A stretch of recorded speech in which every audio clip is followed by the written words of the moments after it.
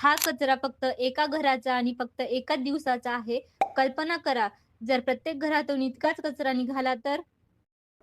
बहुतेक घरांमध्ये ओला आणि सुका कचरा वेगळा केला जात नाही. यामुळे कचरा थेट डंपिंग ग्राउंडला जातो. यातूनच प्रदूषण, दुर्गंध आणि आरोग्याच्या समस्या निर्माण होतात. घरगुती कचरा योग्य पद्धतीने हाताळणं आज खूप गरजेचं आहे. एका दिवसात घरातून मुख्यतः 3 प्रकारचा कचरा निघतो. ओला कचरा म्हणजे भाजीपाल्याच्या साली, अन्न. सुका कचरा म्हणजे कागद, प्लास्टिक, काच आणि घातक कचरा म्हणजे बॅटरी, बल्ब. यातील 60% कचरा योग्य पद्धतीने वापरता किंवा पुनर्वापर करता येतो.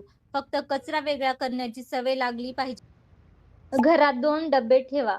ओला आणि सुका कचरा. ओल्या कचऱ्यापासून कंपोस्ट तयार करा.